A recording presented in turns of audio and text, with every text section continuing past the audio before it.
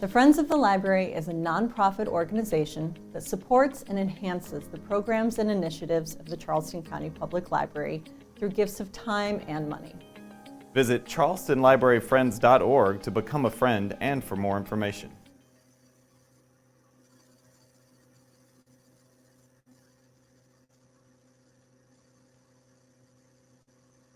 Sorry, already with the technical difficulties. Welcome everyone to the final event, the keynote event of the 2022 Black Ink Book Festival. My name is Susan Hoffies. I am the recent past president of the Charleston Friends of the Library, which is the host organization for this festival. And I am also a member of the Black Ink Planning Committee.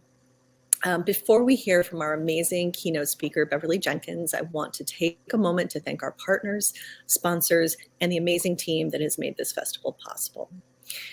First, our community partners and sponsors.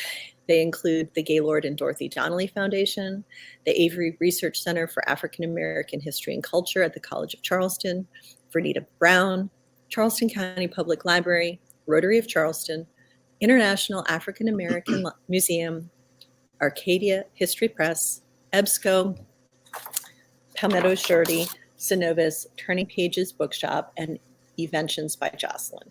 Your sponsorship has made this event possible. And what an event. Like many of you, we had hoped that we'd be back this year with in-person programming, but Omicron thought otherwise. So we pivoted early and we were able to deliver another amazing virtual conference. The Black Ink Program Committee was led by Savannah J. Frierson, who is a wonder. Not only did she mine her own personal contact lists to bring some of our authors and panelists, but she also, at the last minute, built out the conference platform and ran the whole show. She is too humble. She's sitting about 8 feet away from me, and she is way too humble to accept this kind of praise, this kind of public accolades. But since it's my time to talk, I get to say what I want, and I want to make sure that Savannah gets all the props for all the hard work that she has done over these last few months. So everybody needs to be hitting their love button down there. That's right. But again, it was a team effort. And so thank you to the rest of our amazing 2022 Black Ink Committee who have invested so much time and talent in the festival. They are Asia May, Sam Bellamy Jr., Jocelyn Johnson, Rhonda McKnight, Doug Reynolds, Lisa Van Bergen, and Deborah Wheeler. The committee was led by our amazing chair, Dewana Brockington, and I want to thank her for her leadership as well. So without further ado, I'm going to turn over the stage to Dewana, who is going to introduce our keynote speaker. Good afternoon, everyone. I am Dewana Brockington, and I was so fortunate to chair the 2022 event. But I want to start off by thanking you all for joining us for our annual Black Ink African American Book Festival. 2021 proved to be a continuous challenge for us as we thought we'd be turning a corner. And well, we actually did turn a corner, but we bumped into a few more variants. And as a result, the 6th Black Ink Book Festival is also our 2nd virtual festival. And if you haven't gotten the memo, it's been all about romance. The decision to make our 2022 event about romance was an easy one. Committee members had been in front of our televisions over the previous holiday season watching Bridgerton on Netflix. And for the record, so were many of our husbands, boyfriends, and significant others. There were many opinions about the show, but the two things we held in common was that it was fun and romantic. The multiracial casting, the Regency time period, the clothing, the balls, and Regé Jean Page. Yes, I'm calling him out specifically. It enthralled us all. But the question soon became, how can Black ink contribute to the conversation? So we kicked off our romance season in October with our Fall into Romance event, and we kept the conversation going in our podcast and social media posts. But there was a lot of planning meetings that had to happen before that. And one of those was considering the lineup. As our lineup of panelists and writers grew, so did our excitement. But it wasn't until the esteemed Beverly Jenkins said yes that the committee took a collective sigh of relief and then immediately responded with, oh crap, we got Beverly Jenkins. So here's the info on Miss Jenkins' About page on her website. Beverly Jenkins is the recipient of the 2017 Romance Writers of America Nora Roberts Lifetime Achievement Award, as well as the 2016 Romantic Times Reviewer's Choice Award for Historical Romance. She has been nominated for the NAACP Image Award in Literature, was featured both in the documentary Love Between the Covers and on CBS Sunday Morning. Since the publication of Night Song in 1994, she has been leading the charge for multicultural romance and has been a constant darling of reviewers, fans, and her peers alike, garnering accolades for her work from the likes of the Wall Street Journal, People magazine, and NPR. And I can attest that whenever I mentioned to anyone in the community that Miss Jenkins was our keynote speaker, folks went bananas. So here's some of what most of you already know. She's written 41 books and 8 novellas, the Blessing series, Contemporary Romantic Suspense, the Destiny trilogy, the Grace and Family series, Women Who Dare. She has a new novella called Rare Danger about a librarian's quiet life that becomes a page turner of adventure, romance, and murder. So I'm here for all of that. And Deadly Sexy is a movie that's available on Prime Video, and it was directed by Iris Bowling, who was one of our panelists yesterday. So I want to give you some words about what has been said about Miss Jenkins in print. She likens American history to a quilt with some pieces ripped out, the pieces belonging to minority history. Jenkins uses her books to weave the quilt back together by revealing patches of Black history that are rarely taught in school. And if you want to read the full interview and article, check out Talking Black History and Love Stories with romance writing pioneer Beverly Jenkins on Jezebel.com. And this was originally written in January of 2016 and reviewed in 2017. Without further delay, because there really isn't anything that I can contribute more about the wonderful Miss Jenkins, we want to hear from her in her own words. So I welcome Ms. Beverly Jenkins to our virtual stage. Thank you so much. I want to thank Savannah, the Black Ink Committee, the Charleston County Library, and the Charleston County Library Friends of the Library for hosting this groundbreaking event and for inviting me to speak this afternoon. And hello to everybody who's watching. Black romance is rarely given the opportunity to share its story on the national stage. I'm looking at the page, so I'm honored to participate. So let's get started. Make me a grave where'er you will, on a lowly plain or a lofty hill. Make it among earth's humblest graves, but not in a land where men are slaves. I could not rest if around my grave I heard the steps of a trembling slave. His shadow above my silent tomb would make it a place of fearful gloom. I could not rest if I heard the tread of a coffle gang to the shambles led, and the mother's shriek of wild despair rise like a curse on the trembling air. I could not sleep if I saw the lash drinking her blood at each fearful gash, and I saw her babes torn from her breast like trembling doves from their parent nest. I'd shudder and start if I heard the bay of bloodhounds seizing their human prey, and I heard the captive plead in vain as they bound afresh his galling chain. If I saw young girls from their mother's arms bartered and sold for their youthful charms, my eye would flash with a mournful flame, my death-pale cheek grow red with shame. I would sleep, dear friends, where bloated might can rob no man of his dearest right. My rest shall be calm in any grave where none can call his brother a slave. I ask no monument proud and high to arrest the gaze of the passers-by. All that my yearning spirit craves is bury me not in a land of slaves. The abolition of slavery brought sweeping changes not only to the 3 million people who'd been held captive against their will under threat of violence in the South, but changes for a nation that saw a Black governor and a lieutenant governor in Louisiana, integrated legislatures in places like Florida, Mississippi, Georgia, and South Carolina, 2 United States senators from Mississippi, and 21 Black congressmen from all over the South from 1870 to 1901. We as Black people were optimistic about everything from education to owning our own business, and the HEA, as we call it in romance, is happily ever after. And the HEA was pursued by formerly enslaved men who spent months and even years walking across the South from plantation to plantation looking for the wives sold away by slavery, even as we still fight the stereotype that our men don't love. These days also brought hope that the country would live up to the promises stated in the Constitution and that we as a race would get our HEA. But it didn't happen.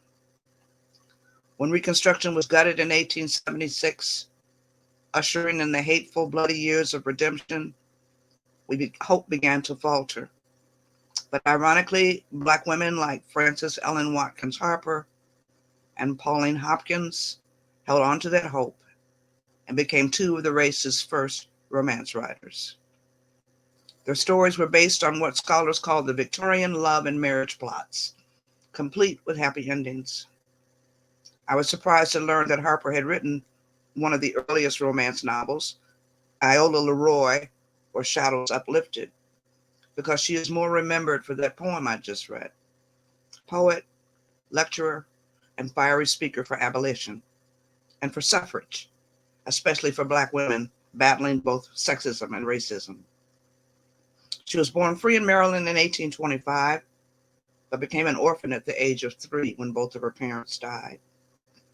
She was raised by an aunt and uncle who was a staunch abolitionist and the founder of the Watkins Academy of Negro Youth, which Frances attended.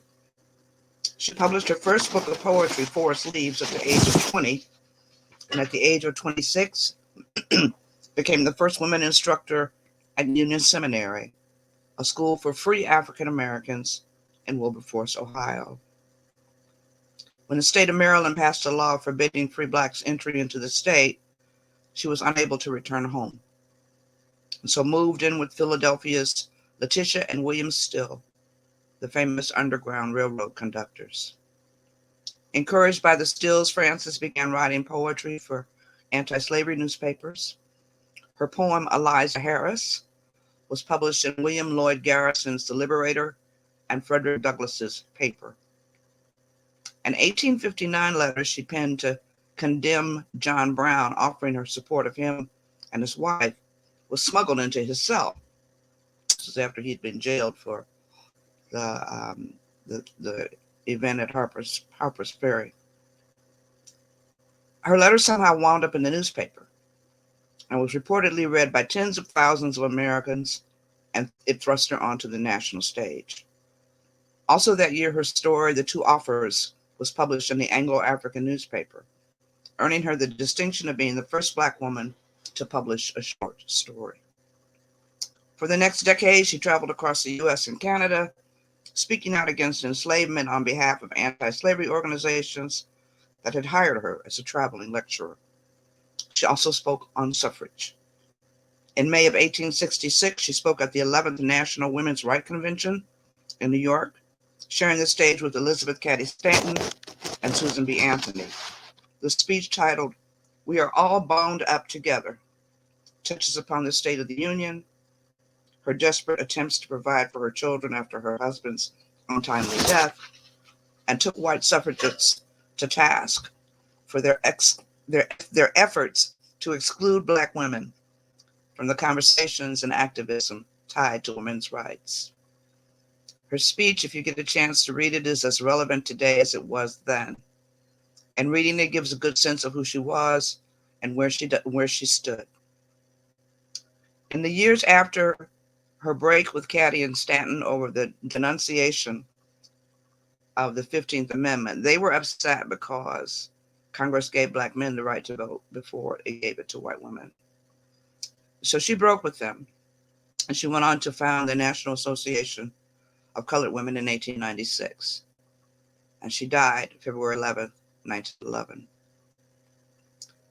She's known for many firsts, but her 1858 poem, Bury Me in a Free Land, was as iconic to the abolitionist era as We Shall Overcome would become for U.S. civil rights.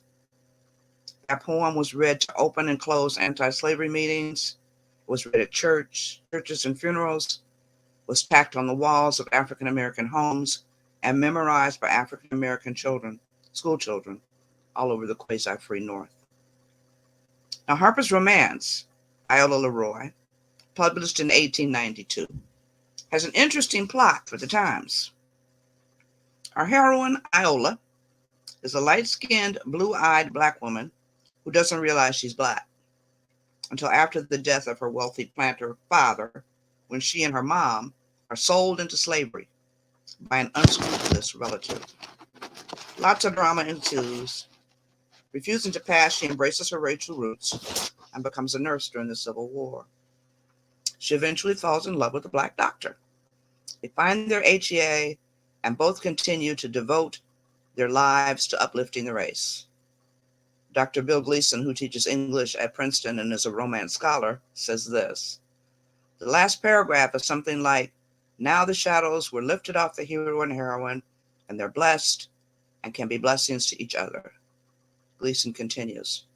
Harper has a note at the end that basically says, by the way, the mission of this book is to give people faith that this can really happen. So hope and an HEA. The story speaks to race, class, citizenship, gender, and community. According to some reports, the literary critics of the time awarded Harper's 282-page novel more blame than praise, but it was reprinted until 1895. After that, it wouldn't see the light of day again for over 75 years, when it was brought back into print in 1971. So my question is, why would a woman known for her social militancy pen a romance novel at the age of 67? Because she wrote it when she was 67 years old.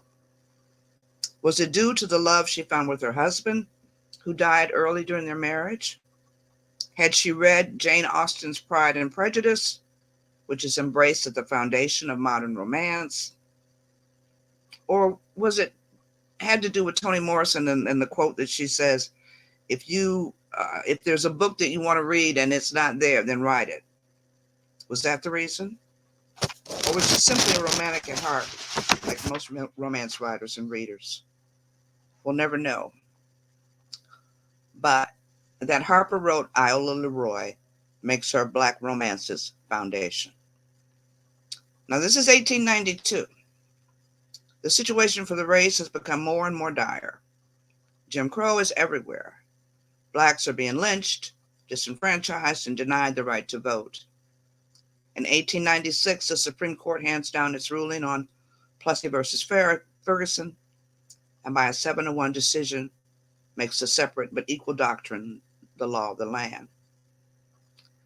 Yet in 1900, Pauline Hopkins continues to hold on to the hope and optimism that fueled Harper's Iola, and she writes a romance called Contending Forces.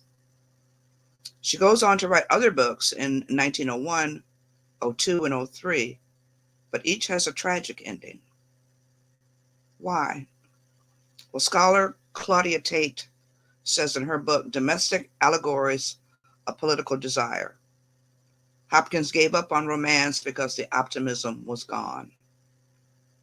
The race's last hope of an HEA from America was dashed on the rocks by the Plessy versus Ferguson ruling. And what little bit of optimism we had dried up like rain in a desert. But yet our HEAs continued off page. We were still courted and adored by our men. We married, had children, built the HBCUs because white institutions refused us entry. We founded towns and continued to make as much lemonade as we could out of the lemons that America kept giving us. We see mass market type romance on page again in the 1930s, when the widely circulated black newspaper, the Pittsburgh Courier, began showcasing The Dark Knight. Knight is a Knight. It's a series about a young black man from Montana who, after the death of his mother, travels to Chicago and meets the beautiful and wealthy Lila Durant. After much drama, events, and separations, the two marry and live out their HEA. The series strikes down all manner of stereotypes by showing blacks homesteading in Montana, a man and woman of the race engaging in romantic love, and the wealth held by blacks when the country is more likely to believe the race lived illiterate, impoverished lives. By the 50s and 60s, black romances show up in pulp magazines, but with themes we now categorize as urban. There were magazines like Jive, Copper Romance, and Bronze Thrills, touted stories with sensational titles like Lusted My Eyes, I Flirted with the Wrong Man, I Was a Call Girl, No One But a Gangster Wanted Me, and Who is My Baby's Father? In 1973, Avon published The Flame and the Flower, touted as the cornerstone of modern-day romance, and ushered in an industry that now sells more than any other genre in mass market fiction, and puts over $1 billion a year into publishers' coffers. Black romance readers devoured the books by Woodowus, Rosemary Rogers, Joanna Lindsay, and others, just like their white counterparts, because that was all we had. But the market would change in 1980 when Elsie Washington, an editor at Newsweek and the first black woman to report for Life magazine, penned Entwined Destinies, the nation's first black contemporary romance of the modern era, and she wrote it under the pen name Rosalind Wells for Dell Books. Her editor, a black woman named Vivian Stevens, would soon move to Harlequin, and in 1984, edit Adam and Eva by Sandra Kett, that publisher's first black romance writer. Adam and Eva and Kett's Rites of Spring are now considered classics of the romance canon. Stevens would also go on to found Romance Writers of America, and in 1992, become my first literary agent. Publishing is only minimally impacted by the debuts of Wells and Kett, however. In the early 90s, romance editors are still suggesting that up-and-coming black romance writers change their characters to white, saying white readers had no desire to read romance with characters that didn't look like them. Marketing divisions are convinced stories featuring black couples won't sell because black people don't read, something a few people in publishing continue to believe to this day. And never mind the 2014 Pew Research Center report that finds the person most likely to read a book is a black woman with 2 years of college. And in the 1990s, a romance editor at a major romance conference tells a room filled with aspiring black women writers the reason there aren't more black romances is because black women just can't write. The writers walked out en masse, and one of the women in that room that day is now a rainmaker for a famous romance publishing house and has published 135 books since her 1995 debut. Her readers of all races are glad she didn't allow that editor to kill her dream. Now, in response to mainstream publishing's reluctance to open its doors to black women, Letitia Peoples established Odyssey Books in the early 90s, giving authors like Brenda Jackson, Donna Hill, Rochelle Allers, and the late Frances Ray and others a chance to tell their stories for the first time. In 1993, forward-thinking Walter Zacharias, president of Kensington Books, makes plans to establish Arabesque, the first imprint targeting the black romance market. Under the direction of the late but still beloved editor Monica Harris, the line debuted in the summer of 1994 with authors Frances Ray and Sandra Kidd. And Black romance readers were ecstatic. Finally, they had books of their own.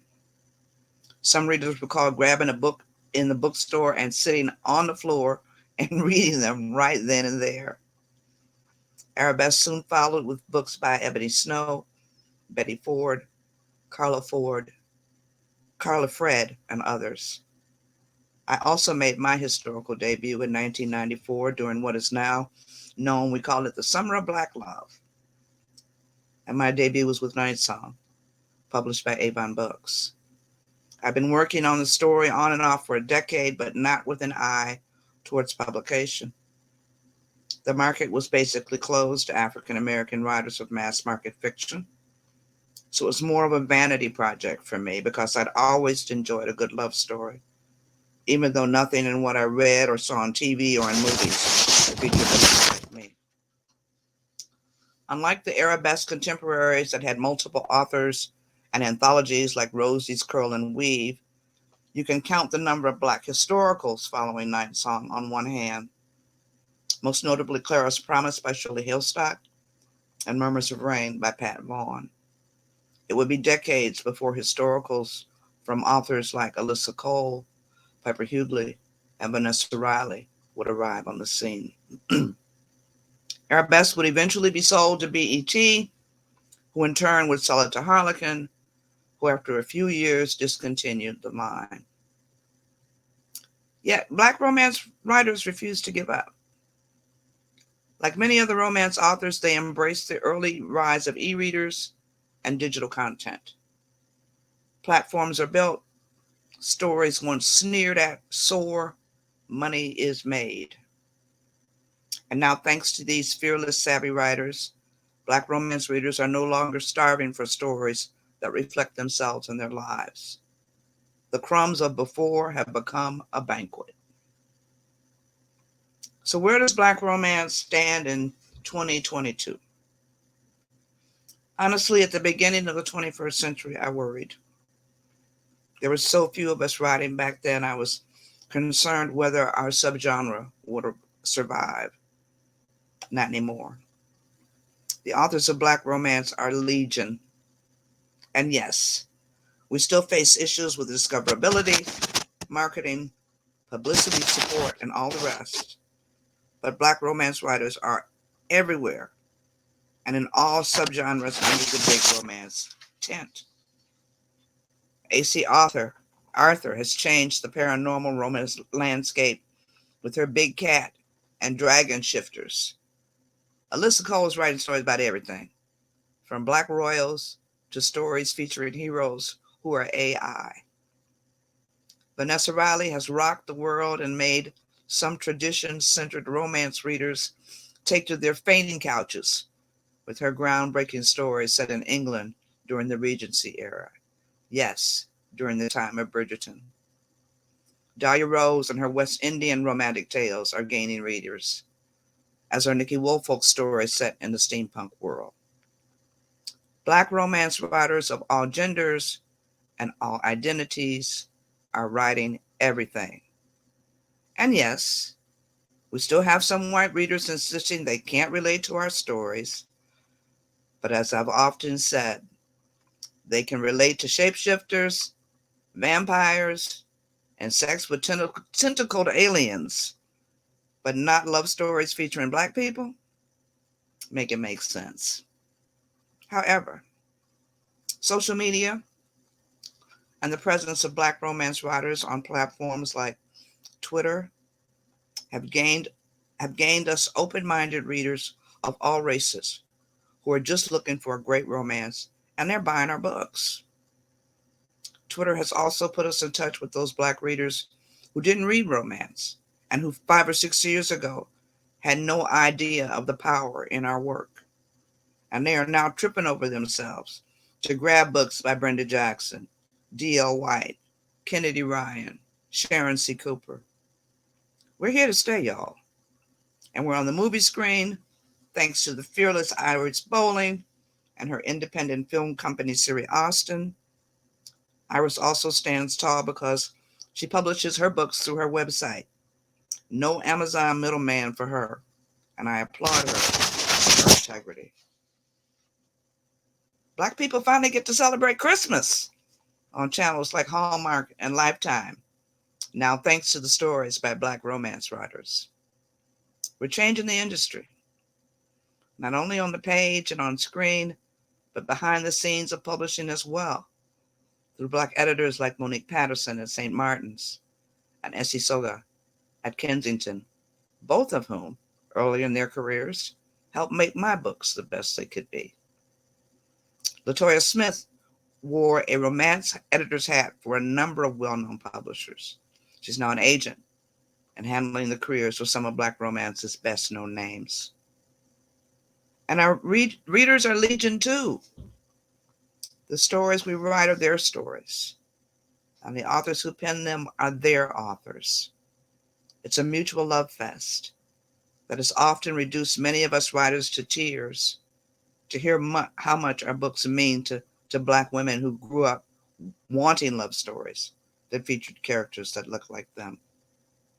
Emma Rogers and crew founded Romance Slam Jam back in the late 90s to celebrate Black romance by bringing the readers and the writers together.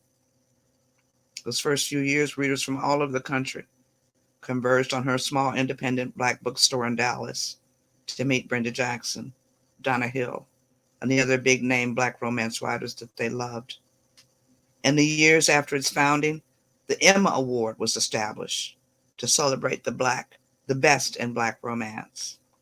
That award continues to be handed out annually, because if we don't celebrate ourselves, who will? So here we are, 21st century. We've gone from the humble beginnings of 19th century Iola Leroy to African-American romance writers telling their stories in all subgenres of romance: historicals, contemporary, paranormal, interracial, and via all platforms, indie, traditional, and hybrid. Our stories are being taught in college classes, featured on podcasts, and are subjects of academic symposiums.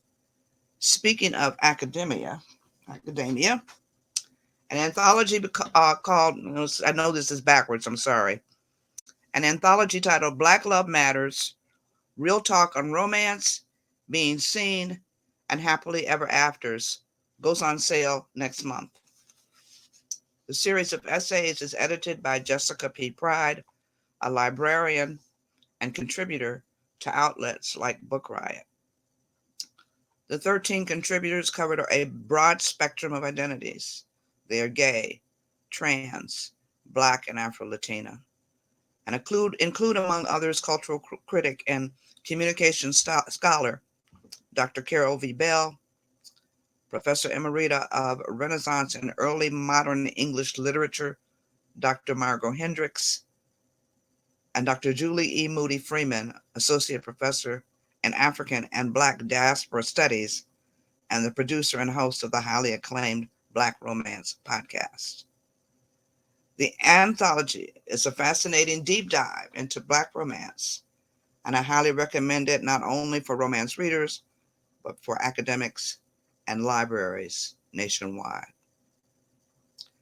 Modern day romance may trace its roots back to Jane Austen, but those roots also belong to Frances Ellen Watkin Harper. I hope we'll continue to make her proud so very much. I'm done. Now they said we're going to take questions, so thanks for the hearts. I guess I should have probably told you I was doing the history of Black romance when I started, but I was so excited and so overwhelmed and proud to be here that I forgot to give you my title. But yeah, that was the history of a short history. And part of that essay, a longer version of that essay, is in the Black Love Matters anthology. Miss Jenkins, I am verklempt. I have no words. I started tearing up probably 2 minutes in. And to our audience, I just want to say, if you were not moved, if you were not educated, if you were not informed and inspired, we can't help you. You came to the wrong place, because that was just brilliant and amazing. And we thank you. And before we release you, we do want to give folks an opportunity to ask questions. So panel, for our audience members, put your question in the chat. We are moderating and we'll be able to pick out those questions. And I'll be here as long as you want. You know, I'm not in a rush. So, and I want to thank, like I said, again, the people who are attending. Thank you. Yeah, thanks for coming. And my apologies. We have a Q&A. Don't put it in the chat. There's a Q&A at the very top. There are 2 little bubbles. That's where you drop your questions. And come on, I know y'all have some questions. I'm for looking at Ms. the Jenkins. chat here. We love her. I know y'all love her, but what do you have for her? I think they're still trying to figure out what I was trying. Wake up, y'all. I know I put y'all to sleep. So, oh, we've got a question.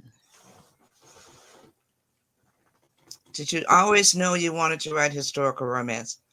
No, I didn't. I mean, I guess I wrote it because it's the first thing that sold.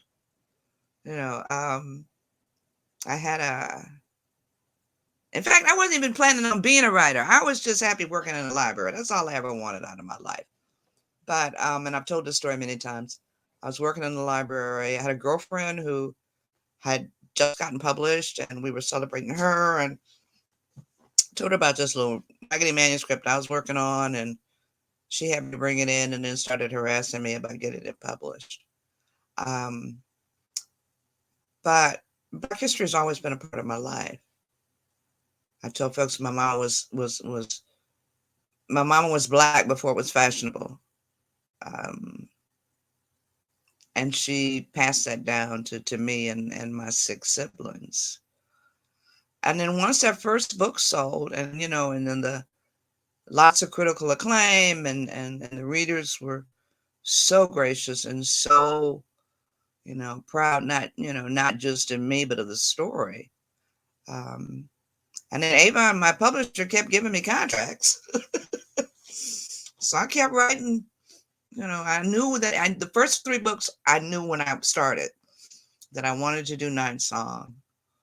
I wanted to, the second book, I wanted a book to pay tribute to the African-American female doctors of the 19th century, which nobody has ever done any kind of thing on them back then. And then I wanted to do Indigo because I was moved by Julie Dash's Daughters of the Dust. So, and then, you know, 50 books later, I'm still here. Thanks to y'all.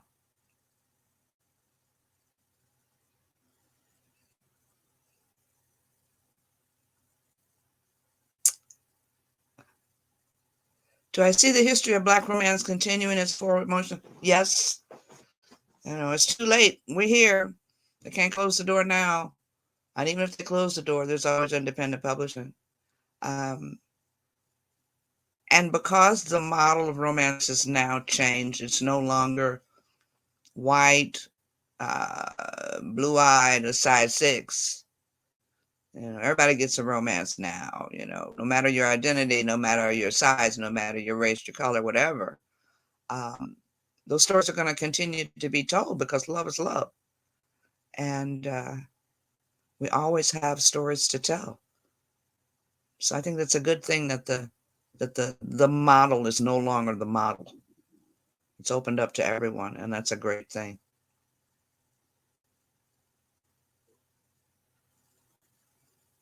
So I have a favorite character in my books.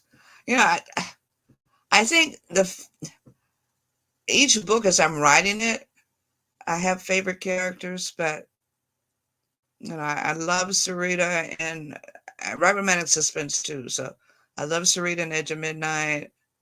I love Teresa July, my female outlaw. I love them all. It's like trying to pick your favorite child out of your kids. Um, and the readers, of course, have their favorites. They fight online over the guys of the book boyfriends, which I find hilarious. Um, but I love them all. You talk about where you'd like to see the industry go with regard to Black romance. I would just like to continue to see it to spread and grow. I'd like to see more readers outside of the race take a chance on these great stories. Like I said, because we still have a pretty good sized demographic that won't read us. And then we have a demographic that doesn't read us because they don't know about us, which I find kind of remarkable.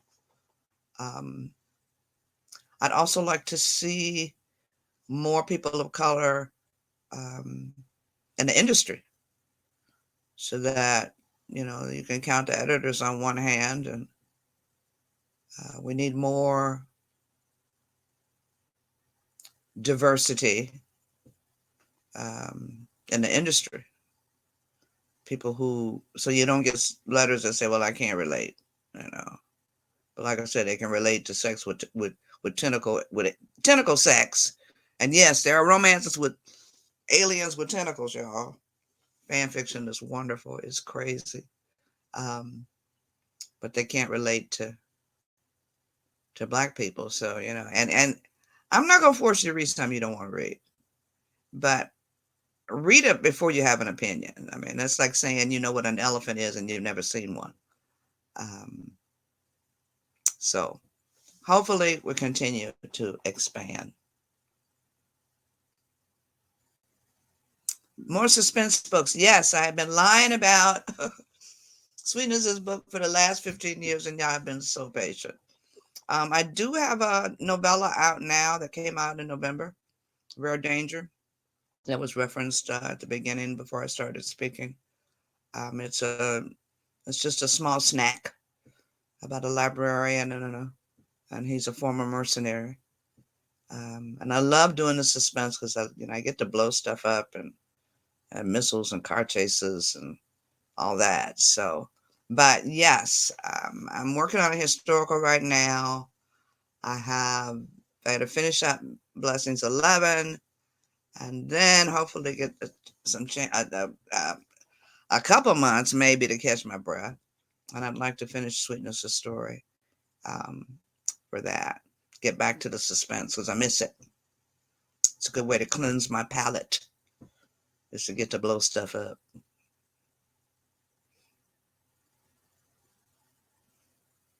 Consider doing a curriculum on Black romance history for academia. Well, I'm leaving that up to the academics. They get to decide what they're teaching. And I got enough to do without, because I had a university approach me that, wanted me to come and teach, and I was like, that means I got to get up every day and put on clothes and stuff. Nah, I'm not doing that. And they were serious, and I was like, I'm flattered, but nope. I like, we have this thing in romance where we say, well, do I have to put pants on today?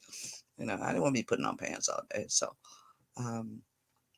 but I'm honored and pleased that more academics are looking at our books as fiction, as opposed to, normally what they call it is trash. And that there are romance experts now out there in academia. I'm, Frances Ellen Watkins Harper, her stuff should be part of the American literature canon, and it isn't. So, they need to do her first, and then they can do me. But, I mean, every English class should have that poem featured in some way if you're teaching American history or American English or whatever literature. Her work should be there, and in a lot of places it isn't. Um, so yeah, what do you wish you'd known at the start of your career? Oh, I don't know. I wish I'd known that. I mean, it was so labor intensive when I first started.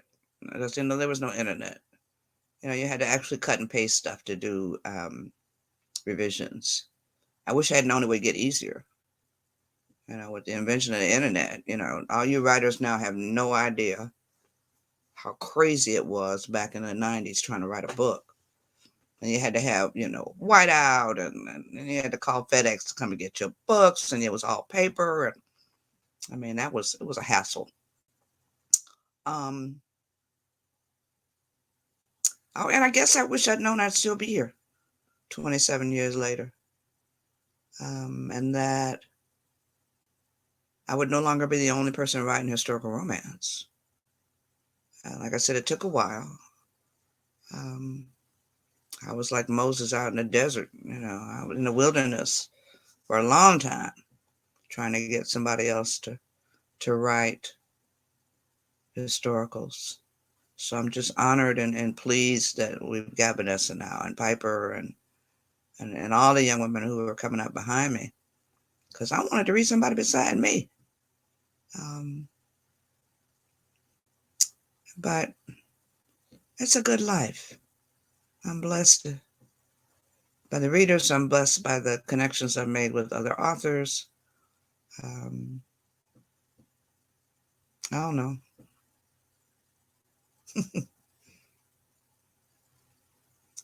Who were some of my earlier influences?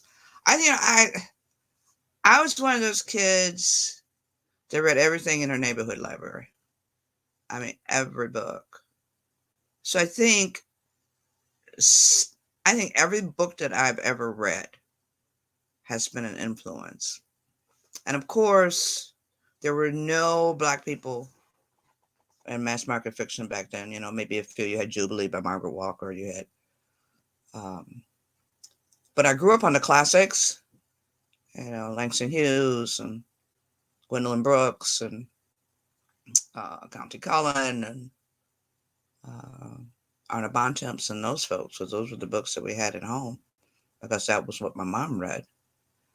But I think every book that I've ever read has been an influence on me. And then I tell the story of I'm the oldest of 7, but when I was a baby, my mama bought and my dad bought me those cloth books. And I was too young, of course, to read them, but I used to eat the pages. And mama would say, "Eat those words, baby, eat those words, baby." So I think, that I had to do something with all the words I ate as a toddler. So that was an influence as well. Great question.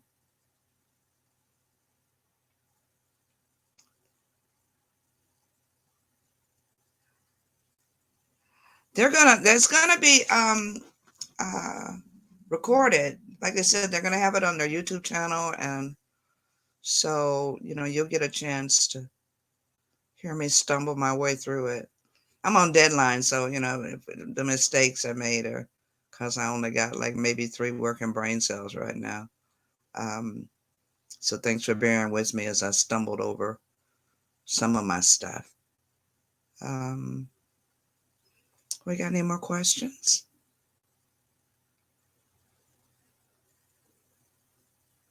You're muted, sweetie. Sorry about that. Modern technology, or modern technology user. Thank you, Ms. Jenkins. Again, we so appreciate your presence, your words, your wisdom, and your humor, and the flag. You have taken up the mantle for Black romance and Black historical romance, and laid the foundation. And so we thank you for that. And on behalf of the Black Ink Planning Committee, again, we thank you. And before we go, I do want to say a few words just to wrap things up with a nice little bow. We thank you all for your attendance and support of this year's Black Ink Festival. And as a reminder, you can rewatch panels here in Air Meet until it closes on our Facebook page or on our YouTube page. Also, lots of our panelists and writers, and Ms. Jenkins herself mentioned a lot of writers, referenced a lot of material. So check out your local library for resources, for the book titles, for the writers that you've heard during the festival. Don't forget to support your local libraries, y'all. It is so important and so key for many of our communities. I would not be here without libraries. And I Thank have you. always said the best gift you can give a child is a library card. Absolutely. And we are in agreement. That is our thing. And finally, before we go, we want to get you ready for 2023 because we've knocked it out of the park with romance. Our follow-up is going to be a sci-fi fantasy focus. Yes. That's what I read. I'm a fantasy reader. Yes. Join us January 12th through the 14th, 2023, as we look Black to the future. Sign up for our newsletter for updates. And again, on behalf of Black Inc. and all the folks involved in putting this show on this year, thank you. God bless. Enjoy the rest of your weekend.